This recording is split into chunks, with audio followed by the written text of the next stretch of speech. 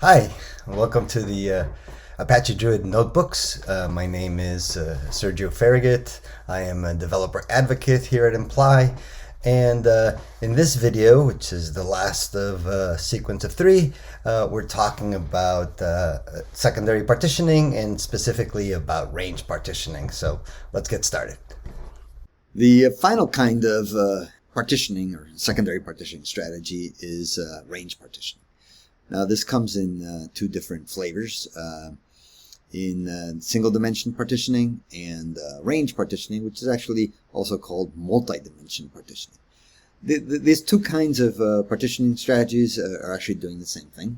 They're taking a column in the single dimension case or a set of columns in the range dimension, in the range partitioning case, and sorting the values across across all of the rows that there are, and then looking at where to create the boundaries in those values to create ranges that have a certain size in terms of rows, and then the size is equivalent across those different ranges of values.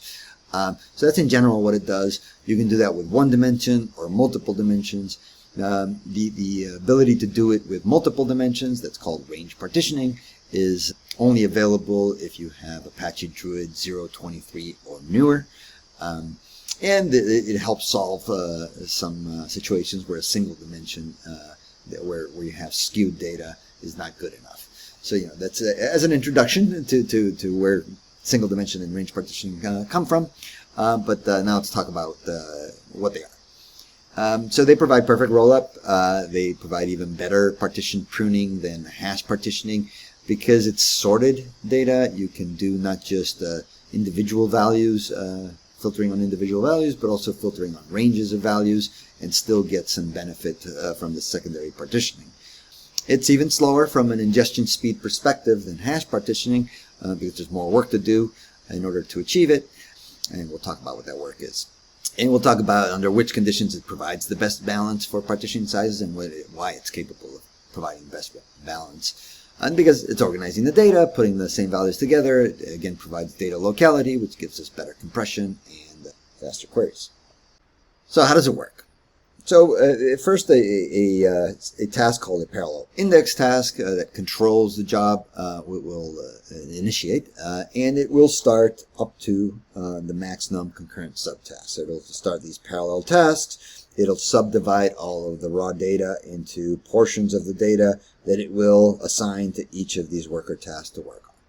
So these partial dimension distribution tasks are going to process all of the data that each of them are assigned, and from that produce a histogram where we're calculating the distribution of what the partitioning dimension values are, right? Whether it's a single dimension, specified partition dimensions, or multiple dimensions if you're using range partitioning. It'll show the distribution of the values of those dimensions in a histogram by time chunk, and do that independently in each of the worker tasks.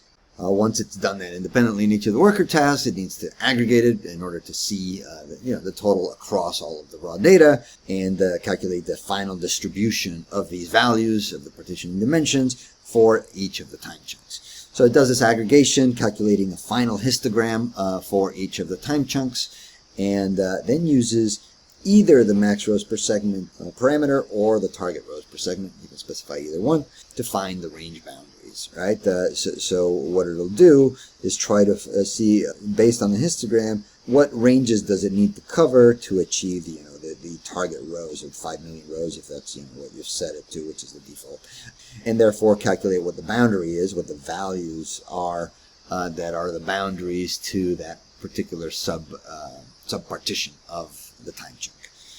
It continues doing the same to find the next ranges throughout all of the data, and therefore calculates all of the boundaries for the subpartitioning that it's going to achieve in the next phase.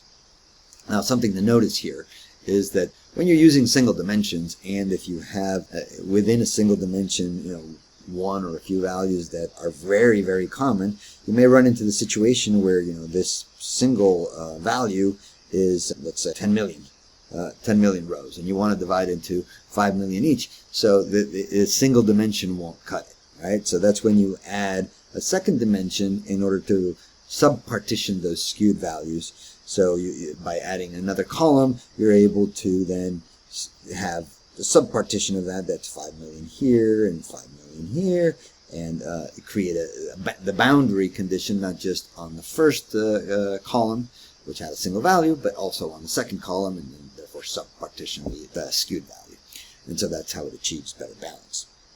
The rest of the processing is very similar to what occurs in hash partitioning. So each of the worker tasks will reprocess all of its raw data independently, and will classify the data based on this new partitioning strategy. But now, instead of calculating a hash and selecting which partition that hash value belongs to, it's just doing it based on ranges of values. So the worker task parses its data, uses the partition dimensions, uses the time first to determine which of the time chunks it belongs to, and then the partition dimension values to see which range of boundaries it falls into.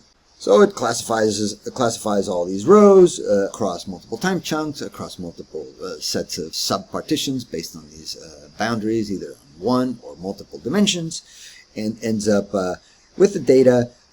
Like in hash partitioning, the same values are going to be together. So in this case, A and 5002 for that same time chunk are always going to be within the same secondary partition. But not just that. It's not just the equivalent values, also values that are close together, like these, right? Where the 5003 and 5007 are close together, and they're part of a range of values, and they're sorted in that way. So this is what enables better pruning in this situation, because you can not just prune for an individual value when your filters are asking for specific values, for equalities into the dimensions that you've partitioned on, but it's also capable of using ranges of conditions that use ranges, where tenant is between A and B, for example. It'll figure out that it can go through and select maybe multiple secondary partitions, but it doesn't necessarily have to read them all. So it can also help in pruning for more use cases than hash partitioning can. So anyway, the parallel index generate task do this first level of classification into time chunks, and the sub-partitioning based on the boundaries that it found were the best boundaries to subdivide the data in. And at this point, it moves on to the next phase, where each of the worker tasks has done that same thing. It partitioned the data into time chunks and into each of these sub-partitions that are based on the ranges of values in order to create balance across all of the partitions. But now it's still subdivided because each of the worker tasks processed a subset of the data that wasn't reorganized yet. Now it's organized in a form that we can merge together. And that's what this final phase is. So in this final phase, each worker is assigned a subset of the time chunk partitions to work on, and it reads the values or the sets of rows across all of the workers from the prior phase that share that same time chunk and the same range of values within that subpartition to do the final merging of all of that particular subpartition within the time chunk. At this stage, it also calculates any aggregations. So it does the roll-up, because all of the values are together. It can do perfect roll-up at this point.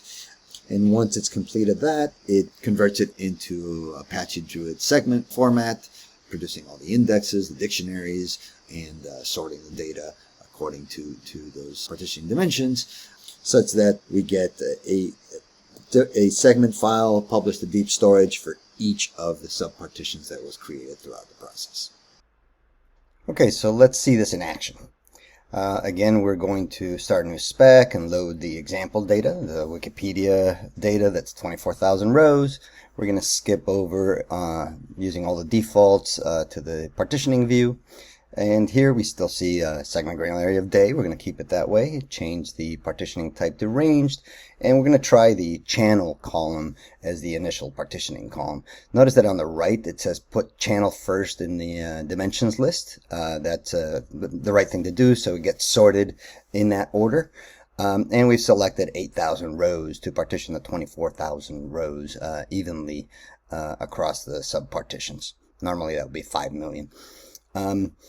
We don't really need to do any input tuning, so let's just change the name to something we recognize as the partitioning. So Wikipedia single dim ranged is what we're going to call it.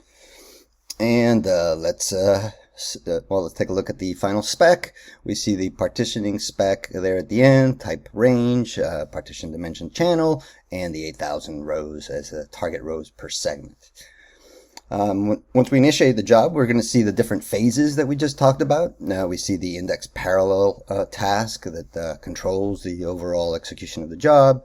We will also see that it runs a series of phases, right? At the bottom, we see the partial dimension distribution. There's a single task because there's a single file. So that calculated the distribution. Then the partial range index generate at the bottom there, which again, a single file, so a single job to split the data into the subpartitions. And finally, we get 3 merge tasks that are executing for the 3 target segments that we're going to build.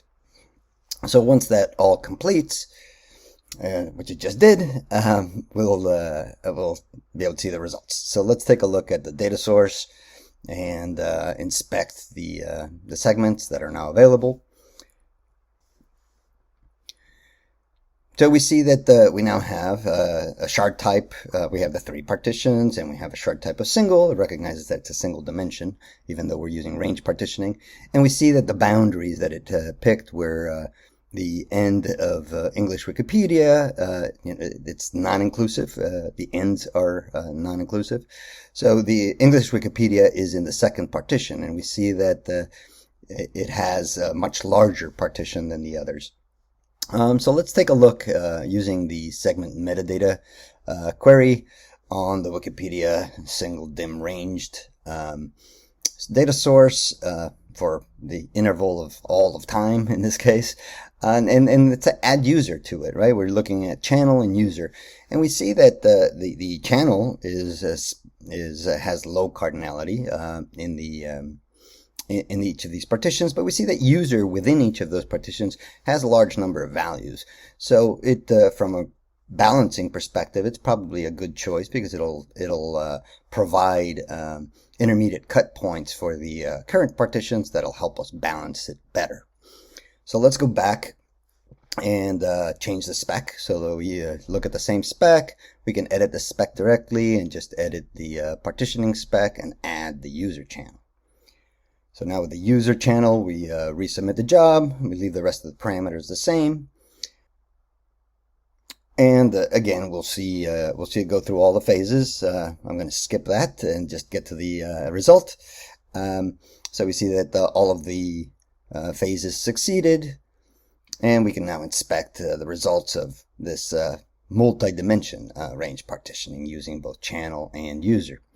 Let's take a look at the segments again. We see the old segments there at the top and the new segments at the bottom. They now have a shard type of ranged. And if we see the shard spec column, we'll see that it now holds channel and user as the boundary conditions. And so we see, it's partitioned at English Wikipedia at the middle of the value by using different values of user to split it up. And we can see that the resulting partitions in terms of row count are practically ideal, right? That they're almost exactly the same in row counts. So this successfully created better balance for the Wikipedia data source. So summarizing, single dimension and range partitioning provide perfect rollup because they reorganize the data, same values are together. We can do that final aggregation completely. So at query time, you don't need to re-aggregate those partial aggregations like in the dynamic partitioning case. And it provides better partition pruning at query time than other subpartitioning methods because it supports not just the equalities on the partitioning dimensions, but also range filters on the partitioning dimensions because the data is sorted and we know what ranges of values exist in each of the subpartitions. So we can select which subpartitions to use in a particular query. It's slower ingestion speed, so this is the slowest method of ingestion. It provides more benefits at query time. Like we just said, the partition pruning capabilities, and provides great balance of partitioning sizes, even in the situation where a single dimension that's skewed would produce unbalanced partitions. By adding another dimension, when using range partitioning, you can subdivide those skewed values and still get a good balance of partition sizes. Again, it's putting the same values together, providing data locality, which provides better compression and faster queries. Thanks for watching. Please like and subscribe if you liked it, and check out the description for other links to more learning resources.